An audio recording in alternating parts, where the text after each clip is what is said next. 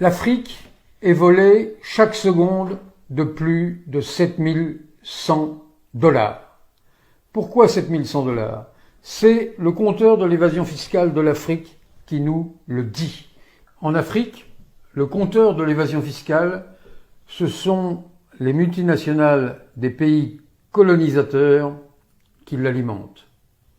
En Afrique, l'évasion fiscale, c'est 224 milliards de dollars chaque année.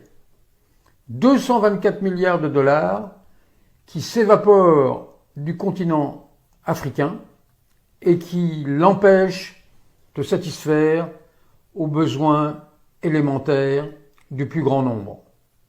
L'évasion fiscale en Afrique est odieuse, aussi odieuse que la dette dénoncée par Thomas Sankara, qui l'a payée de sa vie. L'évasion fiscale vampirise les budgets des États et les empêche de subvenir aux besoins collectifs de leur population. L'évasion fiscale en Afrique, c'est bien souvent la mort. L'évasion fiscale en Afrique, c'est le énième asservissement. Le énième asservissement après l'esclavage, après la colonisation, après l'asservissement par la dette illégitime, la fameuse dette coloniale, après le pillage des ressources naturelles, après la dévastation de l'environnement. Eh bien, l'évasion fiscale intervient à nouveau, creuse cette dette illégitime et avec des intérêts qui, évidemment, pour les pays africains, sont nettement supérieurs à ceux que connaissent les pays riches, eux-mêmes pillés par ces transnationales. Et quand ils pillent l'Afrique, leur avidité est décuplée. Pourquoi? Parce que l'Afrique est en plein boom économique. L'Afrique recèle des trésors. C'est le Fonds monétaire international qui, il y a peu, a considéré que l'Éthiopie était le pays le plus dynamique au monde, avec un taux de croissance d'environ 10%. Et derrière, de nombreux pays africains, comme la République démocratique du Congo, par exemple, le Burkina Faso, si j'ai bonne mémoire, tournait autour de 7% de croissance.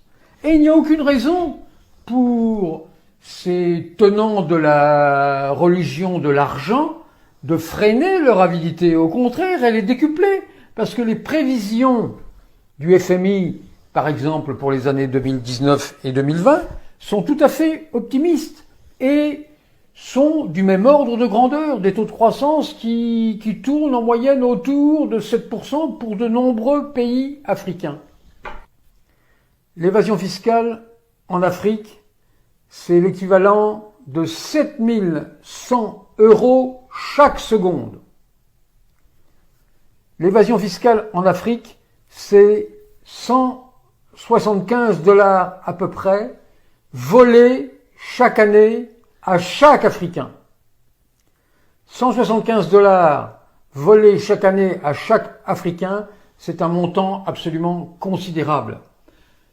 D'autant plus quand on le rapporte aux 413,3 millions d'habitants qui vivent en Afrique subsaharienne en extrême pauvreté.